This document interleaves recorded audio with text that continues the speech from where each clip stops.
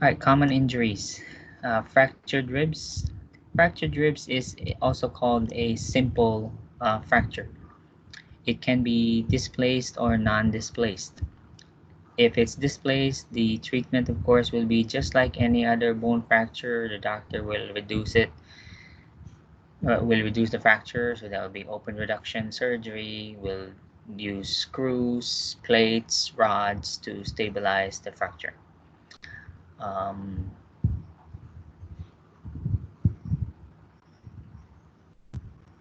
so these are the symptoms. They don't really. It would be better if they put this in a chart or at least a table, but they didn't. So they just told the story all over here. So you just have to find the symptoms. Okay. So for instance, if you have a rib fracture, that means patient can't take deep breaths because it's painful. Plus the chest expansion is also limited by the same pain. If the fracture is complicated, meaning it's not just a simple displaced or non-displaced fracture, it could be a flail chest. The difference between the two is, let's do a very good drawing again. So please bear with my drawing skills. I should let my youngest daughter is very good with drawings. She can illustrate very well. So let's say this is your sternum. So our ribs are anchored We twice. can We don't see we a can't drawing. see it.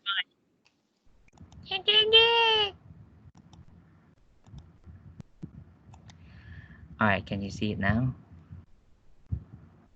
Yes. Yes. Okay, so this is the sternum, and then let's say this is your spine right here.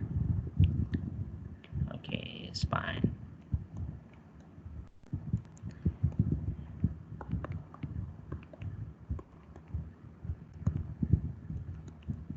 Right. So it's anchored anteriorly to the sternum, and then of course that runs all the way to the back to the spine, right, and so on. So a simple fracture is you have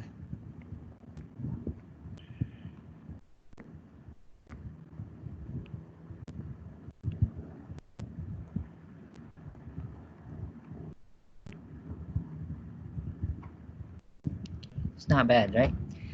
Okay, so a fracture is, let's say it's broken here. So I beat Irina. So I saw Irina on Regal Park and hit around the corner. I have a aluminum bat with me, and then I hit her on the side because Irina said no. When I asked her out, she said, "No, I'm not going out with you." So I hit around the corner. They'll teach you to say no to me. And then I hit her twice, so fractured two ribs. So she'll probably be fine because the chest expansion here will still occur. So the lung inside the rib cage will still be able to inflate, deflate, and the chest wall will expand because it's still connected, even if it's displaced. So let's say it's separated here. Okay. So this is now no longer connected. It will still expand because they are connected here and connected here. At least they're connected on one anteriorly and posteriorly. It'll move because the lungs expand. It will still move the chest wall. The problem becomes if you have a free segment as described by your textbook. So let's say I hit her a third time, and this time it now created a floating segment. So there's now an independent segment. This section here, this portion of her ribs, is no longer connected anteriorly, nor is it connected posteriorly. So it's still there. It won't drop because just like when you eat baby back ribs, the ribs are connected to the muscle, right? So it won't fall. It will still be there. However, it won't move with the rest of the chest. This part here, and this part here will continue to move because you are you're expanding the wall, and this will move because they're connected to the sternum and the spine. This part here, though, will not, because this is now a floating or a independent segment. It's neither connected here, neither is it connected here. So this is now what we call a flail chest. Now the problem there is it will now suck in during inhalation because nothing is holding it, and then it will puff out during exhalation. That could be a problem because the heart here in the mediastinum means that as that puffs in, as this section here, depending on how many ribs are involved in the flail chest, it will suck in. Therefore, it will increase pressure toward the opposite side. So it will move the heart, the mediastinum will be moved. That means the superior vena cava here, inferior vena cava, will also be compressed as that side moves. So this is what we call paradoxical chest movement. The chest will move opposite the to the unaffected side. So when the patient takes a breath, as this lung inflates, it will suck this independent segment inward, thereby pushing the lung here, of course, will be unable to fully inflate as well. And at the same time, it will push not only this one, but also the other lung. So imagine this is Irina's chest.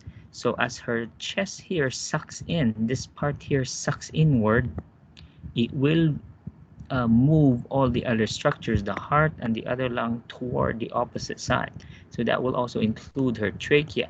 The trachea will also deviate toward the right side. That can be a problem because now we have decreased venous return and therefore decreased cardiac output. So the patient here, Irina, will have plenty of symptoms. So she'll have, on top of the paradoxical chest movement, which this doesn't occur in any other chest trauma. You see paradoxical chest movement and the air sucking in, the chest sucking in and out, is flail chest. There's nothing else like that. So on top of that, of course, now that means the blunt force of the aluminum bat will cause lung puncture as well. It may have punctured her lung. So on top of this, you may also have pneumothorax, hemothorax, or who knows what else. There's definitely lung contusion because every time you injure the lung, that's a contusion. So there's bruising there, there's bleeding in the lung as well, not only in the pleural cavity. So now we have a pneumothorax or a combination of both, pneumo-hemothorax. And these are the signs and symptoms. So therefore, will you hear any lung sounds if that space is now occupied by positive pressure air? Will you hear lung sounds on the affected side? No. None. No. They'll be either diminished or absent. So now you lost negative pressure in the chest if you develop a pneumothorax. Therefore, it's extremely difficult for the lung to expand. Again, you won't hear any lung sounds, and chest expansion is, of course, impaired. This could lead, plus the compression of the heart. What type of shock can result here? From tension pneumothorax, for instance? Obstructive shock. Okay, so you'll have hemodynamic compromise. Not to mention bleeding as well. They jumbled everything here in the signs and symptoms, so please figure it out. Subcutaneous emphysema is still under chest trauma simply because it's in the chest. The air here enters the tissues under the skin, so you literally feel some weird when you palpate the chest, you will literally feel the air underneath the skin. It's technically in the subcutaneous layer, not underneath the skin, but because they're puffing out like that, it'll feel like the patient's skin looks and feels like bubble wrap, and the air literally moves if you press it. They typically won't have any problems unless it's around the neck area. If the subcutaneous emphysema occurs in the neck area, that may obstruct the airway. But in the chest, typically they just leave it alone. The the body will eventually slowly, your phagocytes, your phagocytes, macrophages will eat all that air. Eventually, it'll take several days though, up to a few weeks. So this is the paradoxical chest movement. It affects always the opposite side, because so the air, as the a patient takes a breath, it will suck in, moving everything toward the opposite side. So inhalation sucks in, puffs back out during expiration.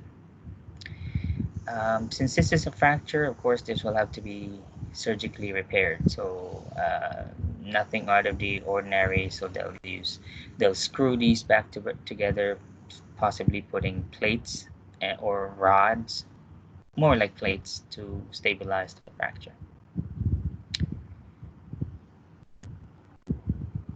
And chest tubes, we already did at least twice. We did it last semester and also during lab as part of a review this semester. Emergency treatment, ABC as usual. Patients will have a few interventions here. So um, besides putting in a chest tube, patient, if it's a tension pneumothorax, may need the emergency needle thoracostomy, and then surgery as well if there's a displaced fracture. One thing you shouldn't do is splint the chest. We can support it with a pillow, but we no longer put a bandage around the chest circumference, because that will actually impair chest expansion. So that's not done. You probably just still see it in the movies, but not in actual practice, because we don't want to restrict chest movement. And we already did chest tubes. Did I have chest tube management in the um, blueprint?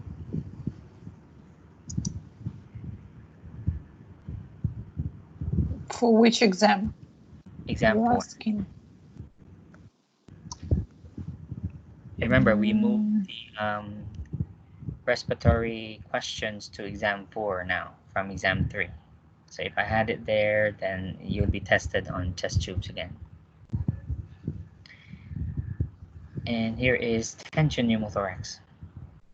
So this is the emergency needle decompression. We call this needle thoracostomy.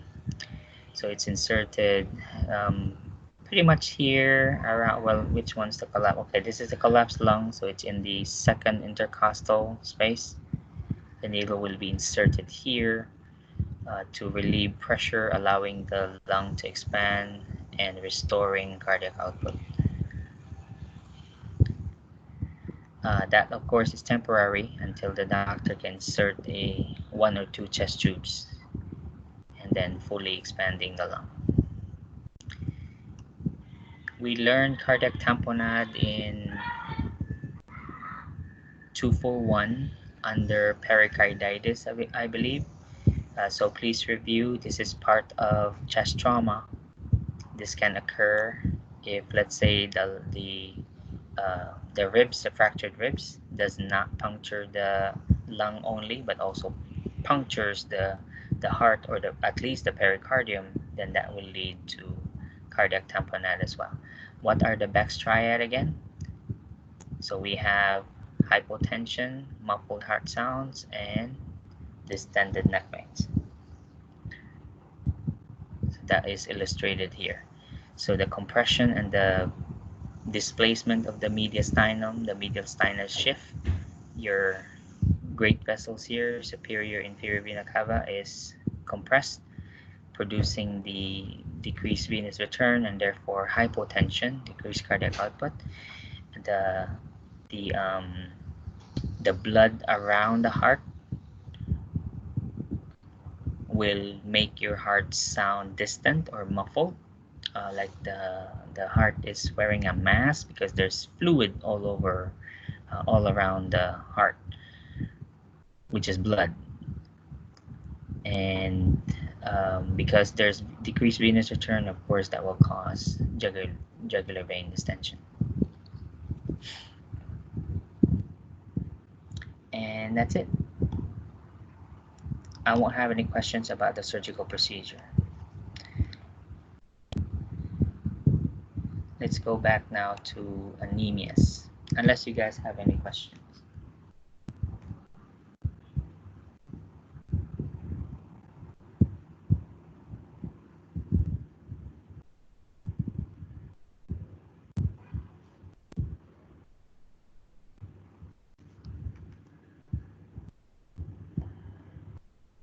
Who has the modules pulled up? My iTunes you won't open.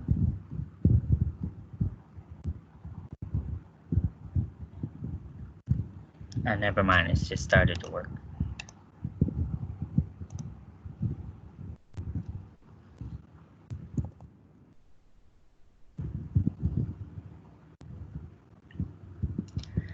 Alright, let's begin with anemias.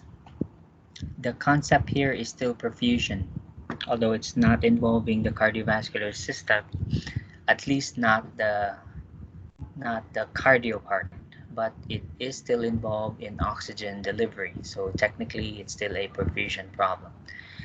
So priorities here would of course be still, aside from ABC, is perfusion.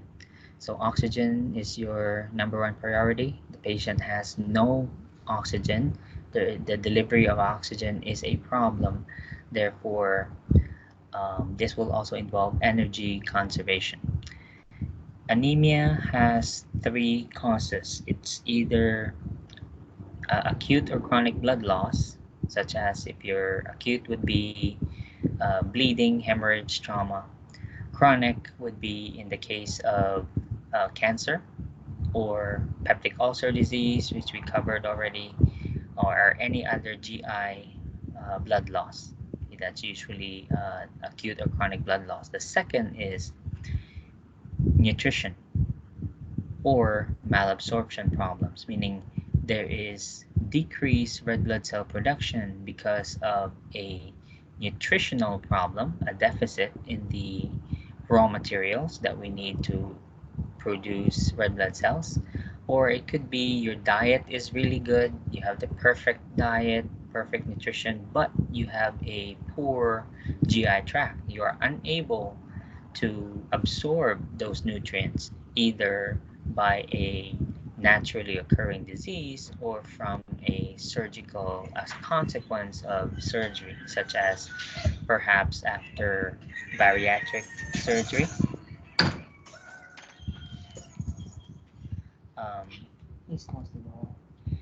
um, wherein you lost all or part of your stomach, therefore you cannot absorb your nutrients fully. And then finally, the third category of anemia is caused by increased destruction of red blood cells. Number one example is sickle cell anemia, as well as hemolytic anemia. Either an acquired hemolytic anemia, like what happens in blood transfusion reaction, for instance, acute hemolytic reaction caused by ABO incompatibility. So there are your three causes of anemia. Any questions so far? So here, number one is nutrition. This is, of course, a decrease in red blood cell production. You have different causes here. Other causes are alcoholism, so that will result in malnutrition, therefore anemia. As far as decreased red blood cell production, related to poor nutritional intake depends on the type. All these vitamins and minerals here are responsible for red blood cell production, and some of them also from clotting, because again the other type of uh, cause of anemia is blood loss, which could include bleeding. Then you have calcium, which is also part of bleeding. We need calcium for clotting factor production. For this table, though, the ones I will be testing are related to the three main nutrients we need to produce red blood cells, namely iron, folic acid, and B12. But since what do we need in order to absorb iron? Vitamin We C. need vitamin C, so therefore vitamin C will be included. So on top of the three, you'll also include vitamin C. So the question on the test will be sources. What do you teach the patient to add to the diet? So let's say the patient has iron deficiency anemia. So let's look at the sources of iron here. Mostly meats and some green vegetables, nuts, and um, whole grain. So these are your common. Since it has liver there, I guess it would also include other organ meats. So those are rich in iron. So this is the purpose. So this is how they. I mean, I won't test you for the last column. It'll again be the diet, because that's what will be your nursing responsibility. So when the patient is diagnosed with a certain type of anemia, this is now your teaching. So again, for table 33.5, it's vitamin C, folic acid, vitamin B, just B12. You can skip B6, B12, and iron. What are they again? Vitamin C, folic acid, B12, and iron. Any question? It's simply the source, the food sources.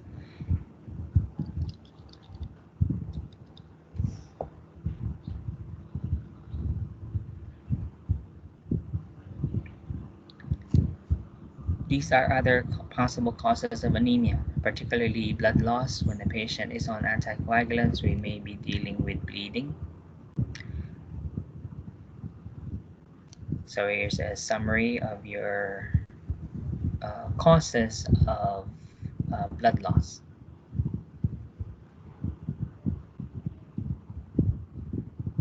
These are the drugs related to causes of thrombocytopenia. You know what? I don't recall a question on this, so you can skip the box. I don't have a question on this for anemia. I do have signs and symptoms, because regardless of the type of anemia, patients with anemia share the same characteristics, share the same signs and symptoms, because they all have decreased oxygen delivery. Some of them, though, are chronic, some are acute. So it depends on the nature of the cause, but an anemic patient is an anemic patient. They have less less oxygen delivery, because they have less oxygen carrying capacity of the blood. So therefore, they will share the same signs and symptoms. So regardless of the type, whether it's from blood loss or from decreased RBC production or increased RBC destruction, they will share the same signs and symptoms. So in the integumentary changes, these are your symptoms. Pallor would of course be common. Now, as far as the tongue changes, though, take note here that they are specific to certain types of anemia, meaning other types of anemia will not cause glossitis. Glossitis is only seen in iron deficiency or pernicious anemia. Pernicious anemia is the inability to absorb vitamin B12. So pretty much it's B12 deficiency, but it's technically called pernicious because B12 deficiency anemia is from a poor nutritional intake of B12. Pernicious anemia, you have good intake, but then you have no intrinsic factor, so therefore you cannot absorb B12, because there's a difference there with the treatment, obviously.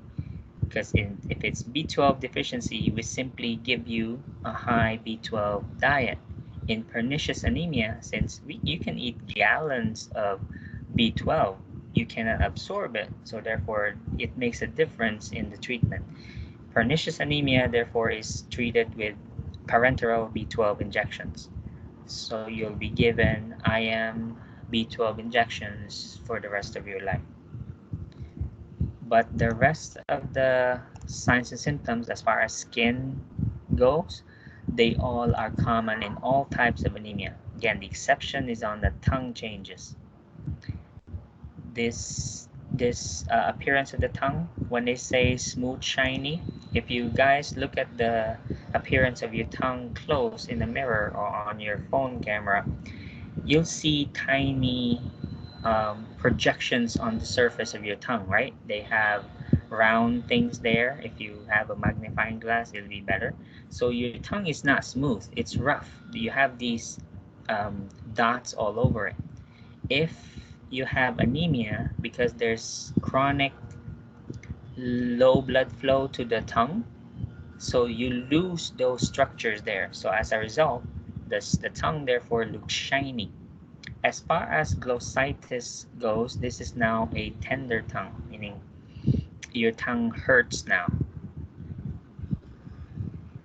Respiratory, if the hemoglobin is low enough, that will now present with respiratory symptoms.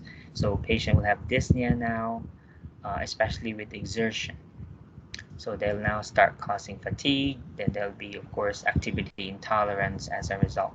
Cardiovascular anemia can cause chronic heart problems, including heart failure and angina. May also result in dysrhythmias. And this one, of course, is due to the concept wherein if acute symptoms occur with acute hypoxia, such as in angina, for instance, myocardial ischemia, how much more if it is chronic, meaning for a long time your heart is deprived of oxygen, then of course that would cause heart disease. Kidneys can also fail as a result of low oxygen flow to it. Musculoskeletal, of course, this will cause some wasting away of your muscles. Abdomen, this is now with your organs. Again, if this is all related to chronic low oxygen supply. So part of the changes which I skipped over in skin is remember the finger clubbing you saw in COPD patients? No, clubbing. Yes.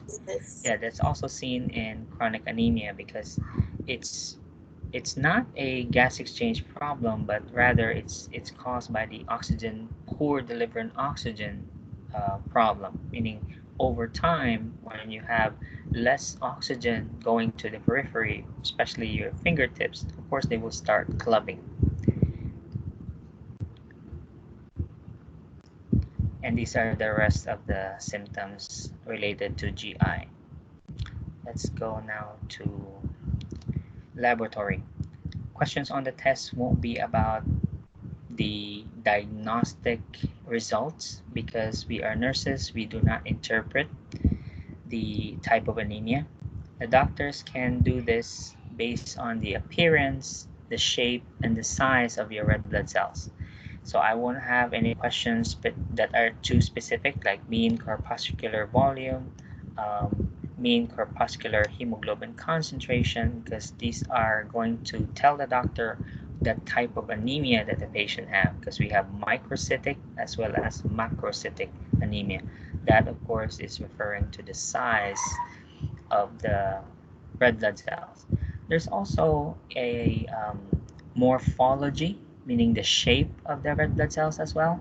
For example, in sickle cell anemia, so that's part of RBC morphology. I won't go into that details either. You do need to know your numbers, so we can skip all these here. What's your normal red blood cell level? What are your normal hemoglobin hematocrit? What is your normal platelet level? So those will be on the test. So I'll give you the numbers, findings, and then you answer. Of course, you have to interpret whether they're normal, high, or low for all three. Well, particularly just the red blood cells, hemoglobin hematocrit, and platelets. I typically won't have the WBC because this is anemia. This is not neutropenia. Okay. But since platelets play a role in the cause, that's why we have platelets included. So the values I'll use for the test are on what's on table 33.7 because this is for specific to your textbook. So I'll use these. This is for your red blood cell. I won't have the gender though of the patient. So the client will just be a client. I won't give you the gender. So you'll be safe if you take the lower end and the higher end. Again, I won't specify the gender. So therefore, you'll have to put your range therefore between 4.2 and 5.1. Just like the NCLEX. The NCLEX won't give you a gender on the client either. Some of them are assumed. So of course, if you have a OB patient, then of course that's a female. So here goes for your hematocrit hemoglobin. You can skip the others. I won't have any questions about ferritin levels or TIBC because those are now involving uh, medical diagnosis for the type of anemia.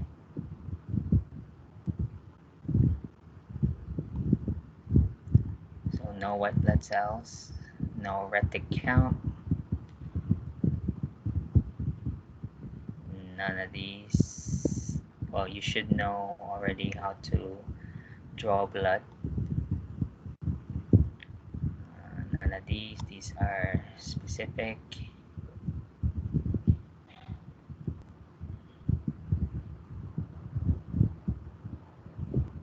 That's for bleeding. We did this bone marrow procedure already in cancer. I guess that was it. Alright, let's go now to specific anemia disorders. Let's begin with this page 675. Let's go to 677.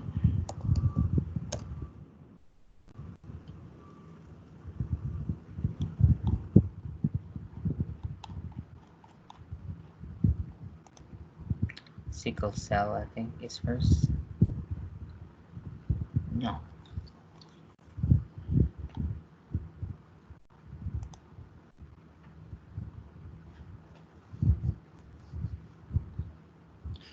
Alright, iron deficiency then.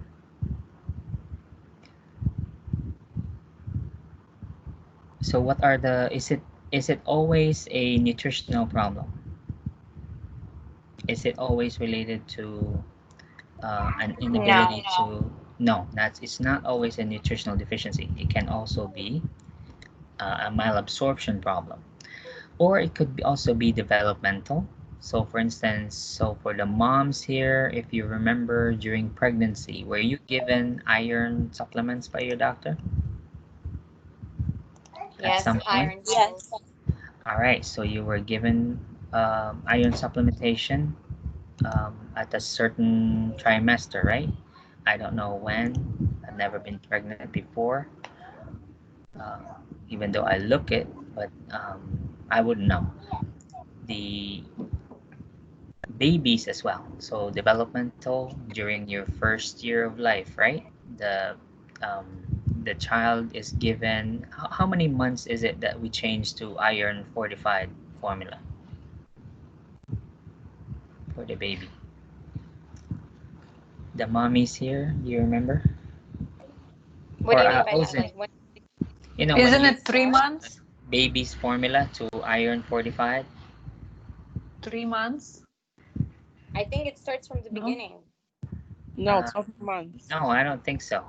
You don't start with iron right away. There's a certain age of the 12 months. infant.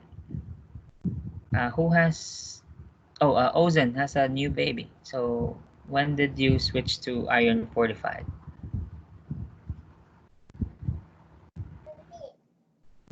Anyway, I'm just throwing that. I think all formulas have iron in it. I don't know. Like I'm here. I was just not. I switched when he was 1 year. Oh, okay, so around 12 months. Okay. Yeah. Anyway, so just giving you an example about developmental stages wherein you naturally need higher amounts of iron. We already did this, so whichever table you want to get the, because they'll be the same here. Female again, 4.2 to 5.1 in the male.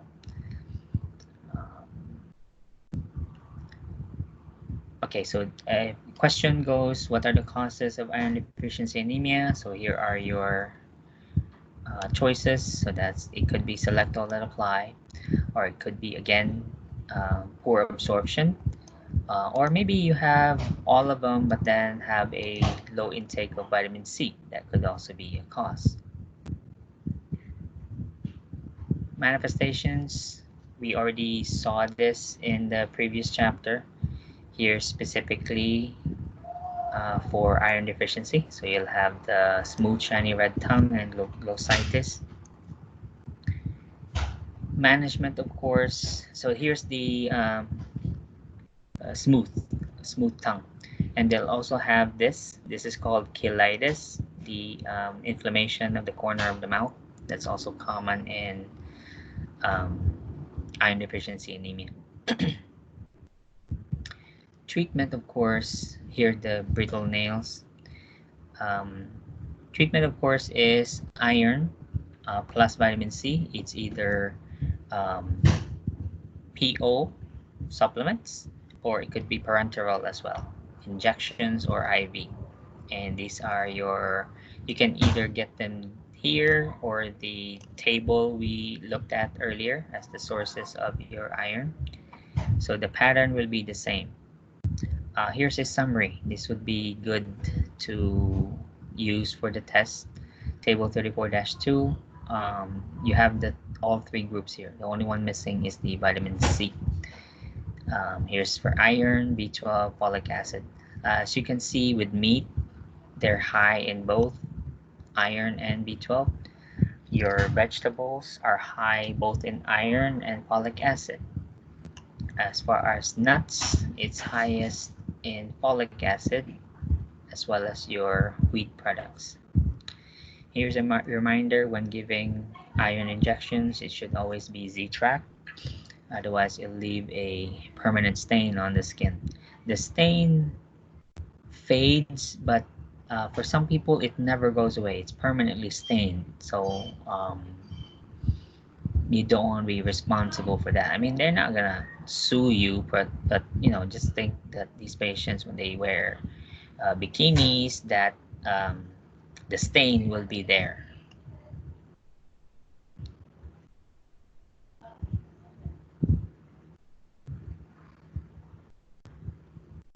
And this is your nursing management. All right, let's go straight to the next one. B12 now. B12 anemia. So same pattern. Questions will be, what are the causes? What are the signs and symptoms? I mentioned this earlier. So if the B12 anemia is caused by a lack of intrinsic factor, which is common in bariatric patients who undergo bariatric surgery, they will develop pernicious anemia. If, again, the B12 deficiency is related to the inability to absorb B12, and in that case, of course, the patient will require B12 injections for life.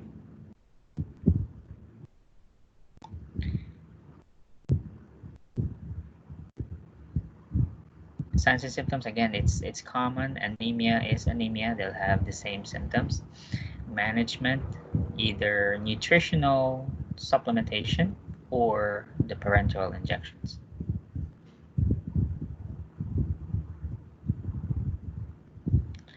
I don't know why they keep doing these tables, which is mostly redundant.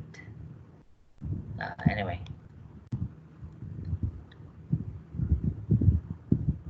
And that's it for B12. Let's go now to folic acid. This is one of the, so you for those who are moms here, you know that you're high risk for anemia during pregnancy, right? Because your blood stores are used now by the growing placenta as well as your growing fetus. So that's why, what do you call that vitamin that has all of them? Like B12, folic, iron. Prenatal vitamins? Yeah, but there's a name for that. B complex. No, No? I'm talking about brand. Never mind.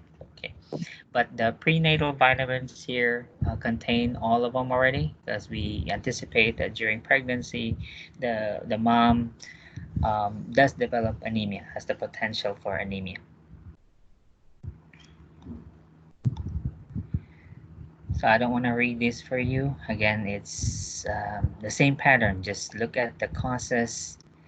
Some of them will share the same causes, like alcoholism will be mentioned in each one, simply because alcoholism will cause malnutrition. So that will cover all your nutritional deficiencies.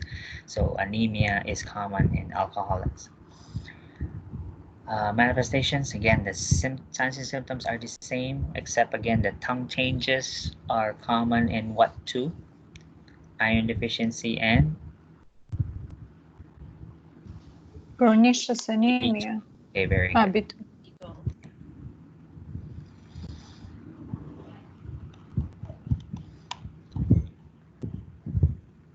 right, sickle cell will spend more time here. Did you discuss this in PEDS?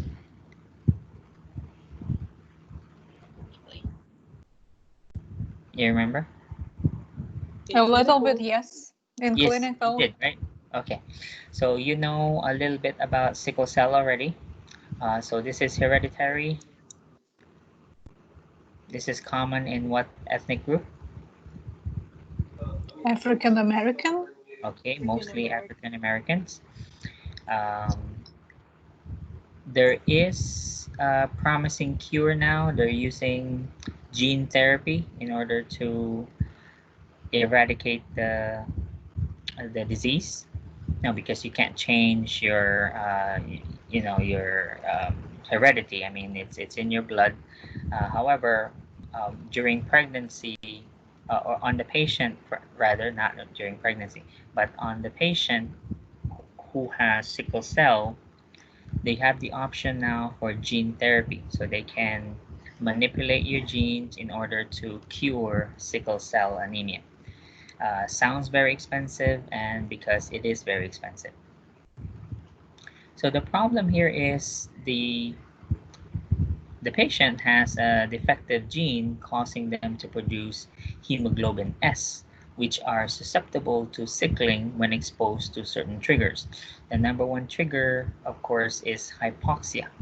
So when exposed to low oxygen levels or decreased oxygen tension or hypoxic episodes, the red blood cells sickle. By sickling, they assume a crescent shape. So they become elongated and stiff and no longer flexible. So red blood cells normally squeeze through tight spaces, especially around your joints, around small vessels, especially in your GI tract, in the mesentery. They're able to squeeze around those areas so they can maintain um, their job. They can squeeze through no matter how tight because they're very flexible. When they sickle, though, because they're now stiff, they're not flexible, so they tend to clog these areas, causing ischemia, which will now manifest in the symptoms of sickle cell. So they'll have joint pains, abdominal pain, and of course, clotting is possible as well, because now we have clogged areas of poor circulation. And these cells, of course, are not normal cells, so therefore they don't have the 120-day usual lifespan of red blood cells, which will again affect your spleen because all dead blood cells are recycled in the spleen, so you'll have um, splenomegaly in the process. The sickle cells, of course, will be destroyed by the body because they are, defective. Once they sickle, they die and are recycled. So they will produce now the crises. Vasoclusive crisis is the most common. This will require hospitalization because of the extreme pain. The pain here is really caused by the ischemia, because the sickle cells block or obstruct blood flow to certain types. Again, they usually block the joints. Circulation in the joints are affected, as well as in the abdomen. So a patient will have abdominal pain as well as joint pain, and this is severe. These patients can easily be labeled as drug seekers because they are hospitalized quite often. They can have at least one sickling episode in a year, usually around the winter season, or when they get sick with the flu, for instance, or any other respiratory illness. Because again, any condition that leads to a hypoxic state, let's say they're in a bar, for instance, where there's a lot of people smoking, so there are low oxygen levels there that can trigger a sickling episode. They could be up in the mountains hiking, unaware that the oxygen, they're not aware that they're already beyond, I don't know, 10,000 feet elevation where the oxygen is thinning. So that could be another trigger. Um, it could also be from exertion. Let's say they ran a marathon and did not, they overexerted. So that is another hypoxic or hypoxemic episode, which can trigger a sickling episode. So there's plenty. Pregnancy also will cause anemia. So that means that will also expose them to hypoxemic episode again. So there are several causes here that can trigger um, a sickling episode. Sequestration usually occurs in children. I'm not testing it because it's not very common, but it is very fatal when the patient um, experiences sequestration, meaning this is um, at one time the spleen is overwhelmed by dead red blood cells. This is common in not only sickle cell anemia but also in hemolytic anemia. So sequestration of the spleen is fatal. Patient will die within a few minutes, although it is rare. So here are your sickled cells. Obviously, they stand out because they don't have the normal disc-shaped red blood cells. So this is where they cause problems. They sickle like this. So unlike the normal ones, which are very, very flexible, they can squeeze through vessels. These guys just obstruct and cause ischemia.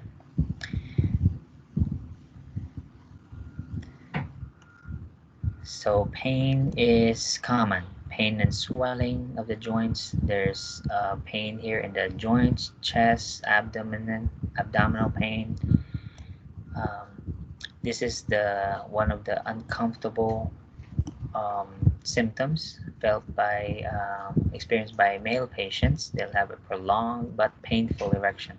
So it's not really pleasant because they get this really large boner, but then it's very, very painful because it doesn't relax. Imagine an extended erection. Plus the erection really here is caused by the ischemia. Okay, the sickle cells are trapped there, so that's why it doesn't the erection is prolonged.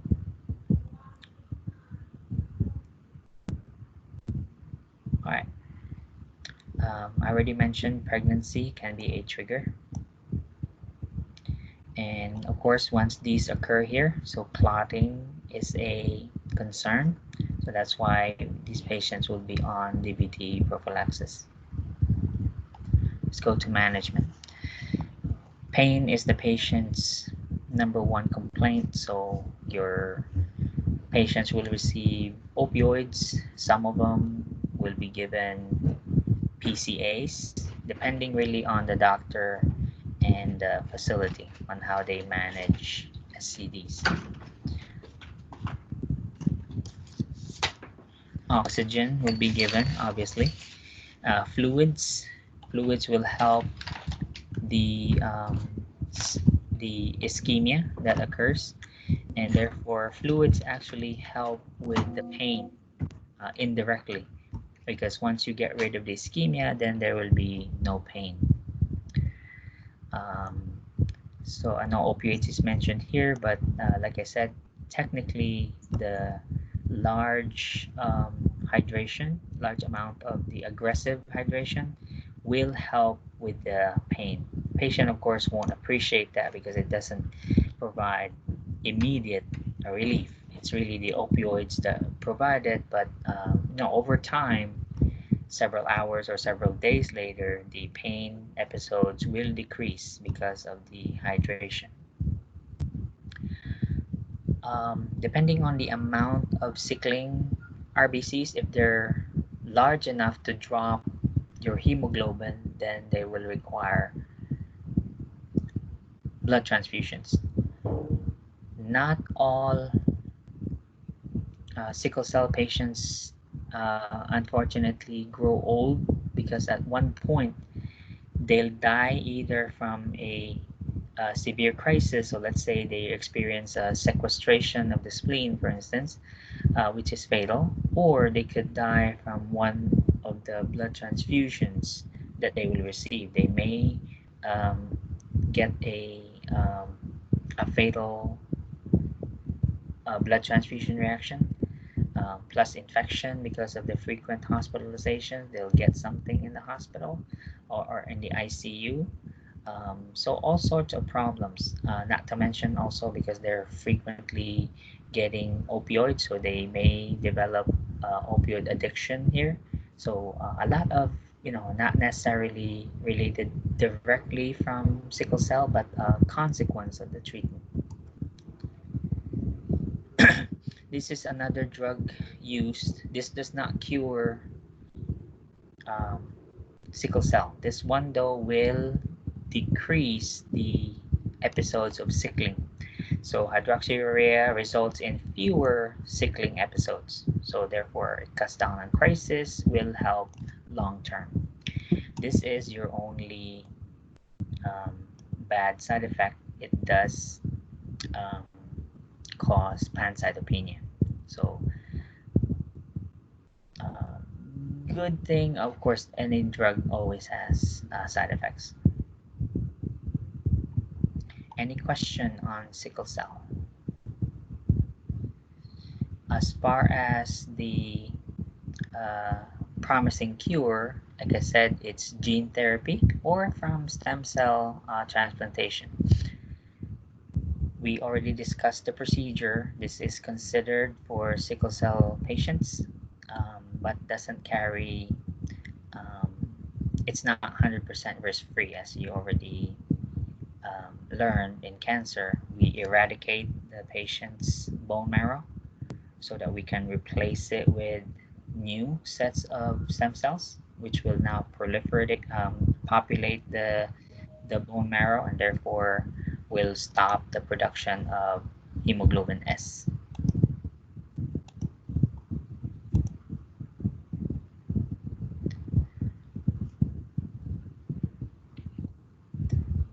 Other complications is related to the clotting that could occur during the crisis.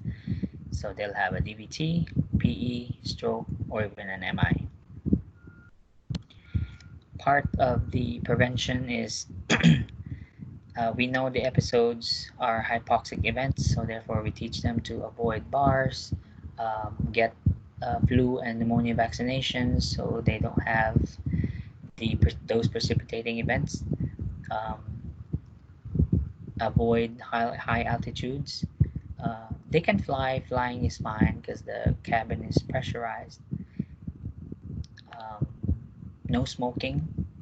Exertion. It's probably not a good idea to do excessive um, workouts. So no marathons. I don't think they can safely run marathons. So regular exercise is good, but um, not the kind of workouts that I do.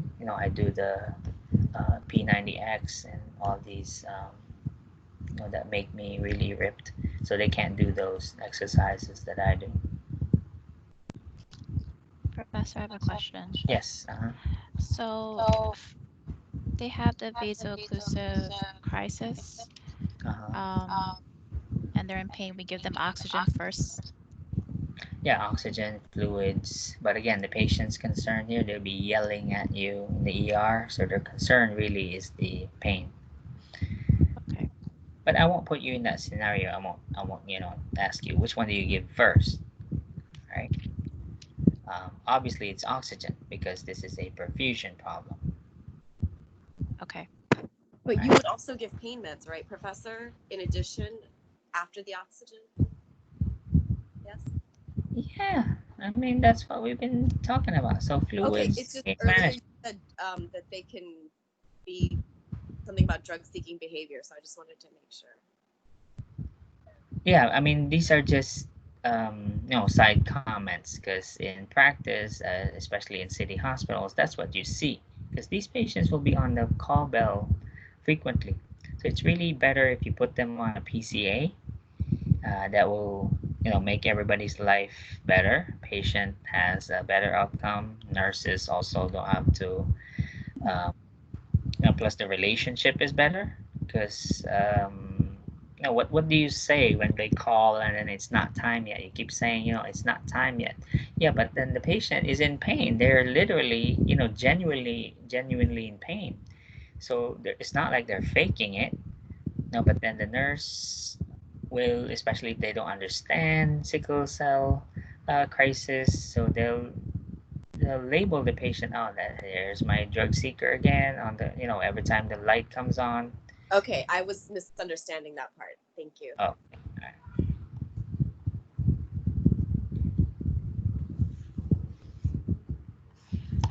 And that's it for sickle cell. So I guess we won't have time for um, liver. Liver will have to be moved to the the final exam. Okay, let me finish with polycythemia. This keeps getting disconnected. Oh, different student.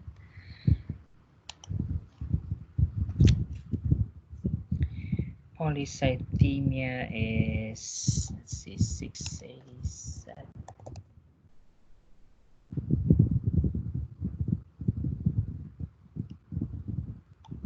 No.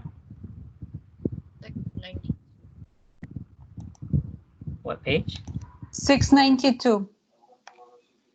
Ah, I was close.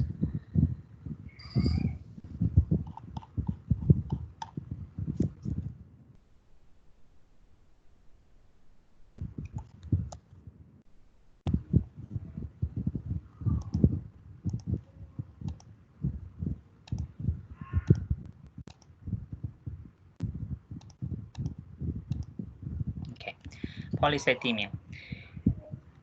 There are two forms. We have Polycythemia Vera, and which is the most common, or we can also have primary. Well, that is Polycythemia Vera primary, and then there's also a secondary form. We're going to focus on Vera.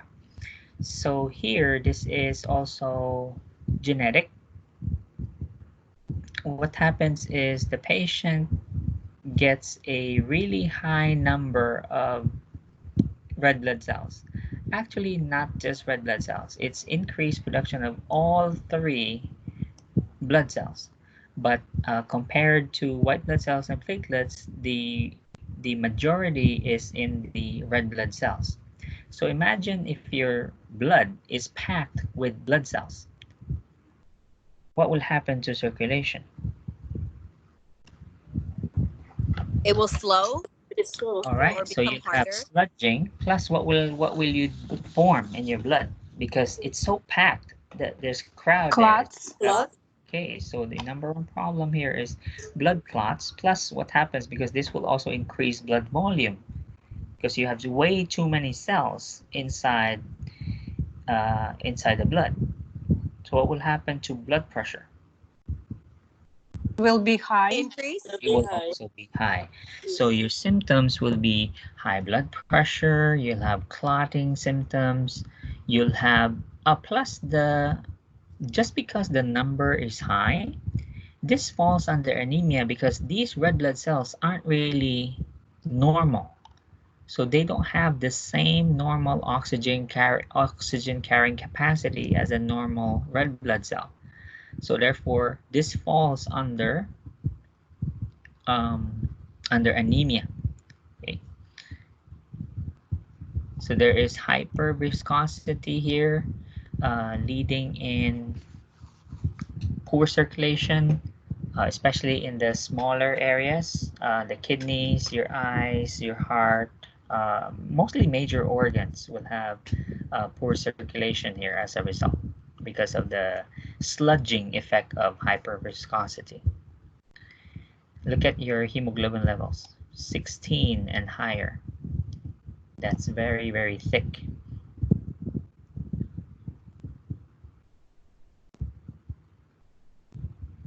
All right, let's go now to your signs and symptoms.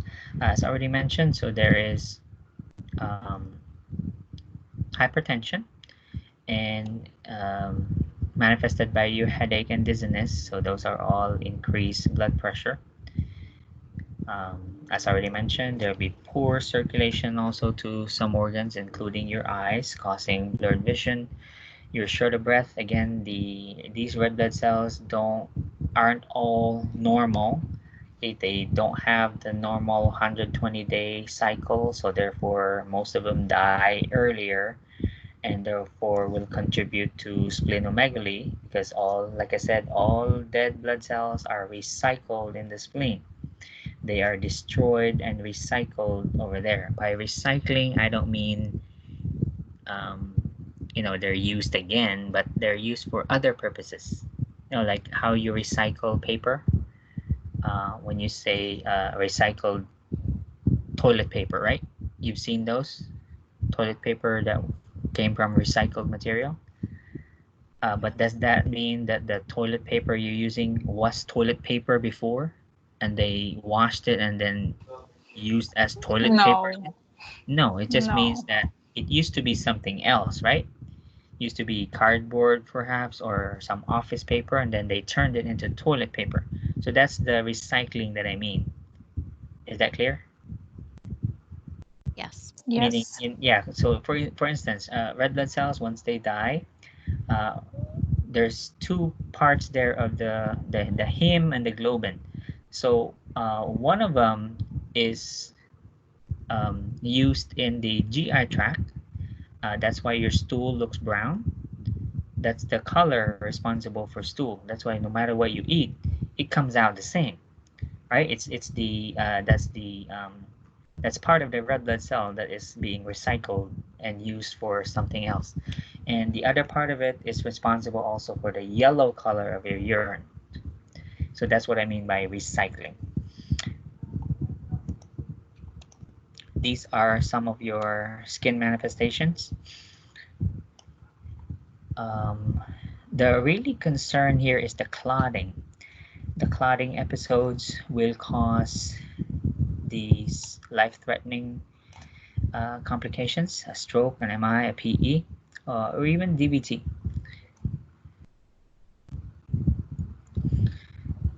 Diagnosis is simply done periodically, a series of blood tests. So if your red blood cells continue to rise along with the other two blood cells, then they rule out other causes. So maybe it's a respiratory problem, because that can also trigger polycythemia. For treatment, there are two options here. The cheapest way is to remove your blood. You're making too many, so we will remove some of them, literally removing it by phlebotomy. So it's like giving blood.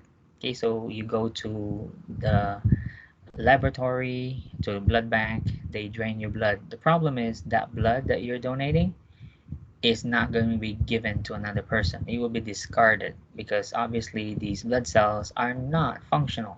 They're not normal, so we can't give it to someone else. So they will be discarded.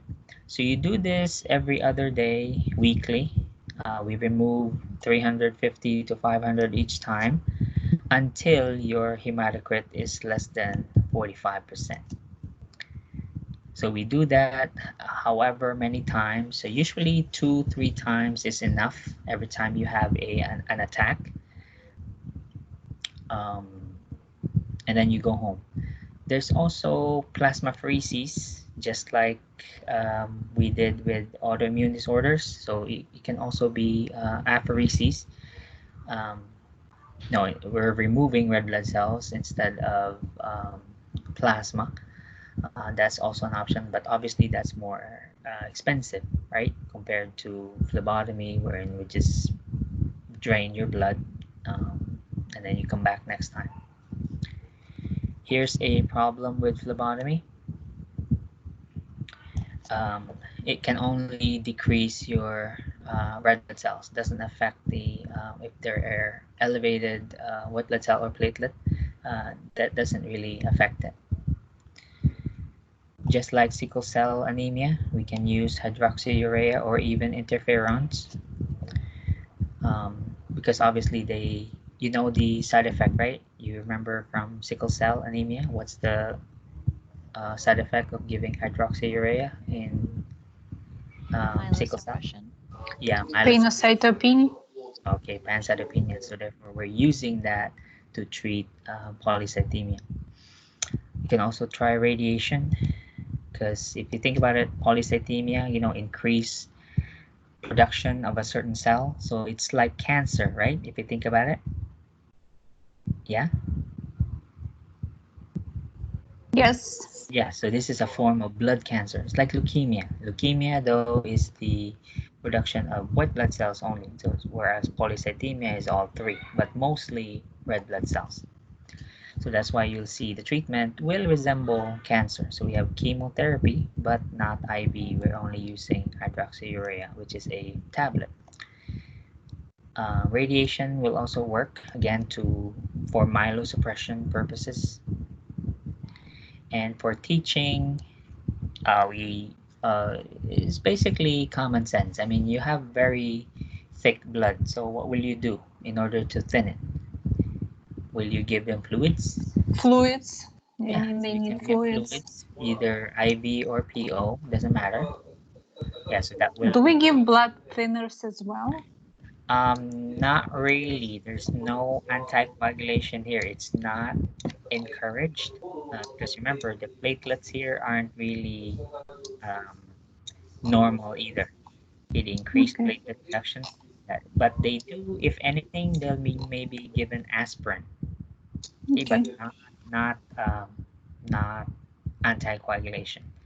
Even though they have the risk for, as mentioned here, where was these risks here? Um, they only recommend aspirin. Where is that? Let me see. It's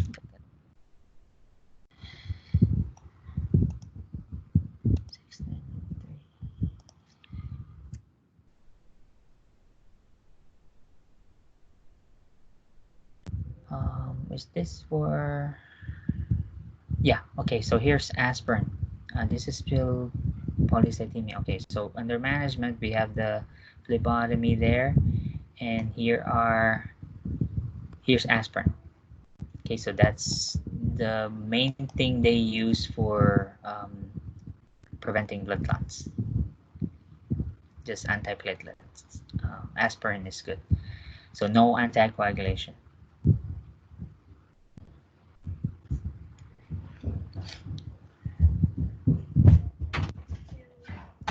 We're not testing secondary, so you can skip this part. We're only doing the primary, which is Polycythemia Vera.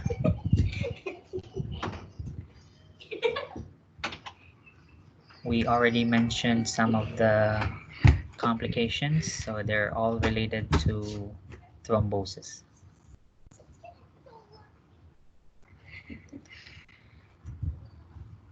And of course, the myelosuppression, like the so you started with lots of blood cells, you may end up with low blood cells because of the hydroxyurea. And read the rest, and that should be it for exam 4. Any question? With leukemia, the questions will be basically neutropenic precautions. I mean, what do you do in leukemia? I know it's in the module as well. My questions won't be specific to the diagnosis, the type of leukemia, because we have 4 common ones. We have acute lymphocytic, chronic lymphocytic, we have acute myelocytic or myeloid, and then chronic myeloid. Regardless of the type, they all have defective white blood cell count. So therefore, your problem will be like pancytopenia. The reason is the leukemia starts from the bone marrow, right? So this is a form of blood cancer. The problem is in the bone marrow.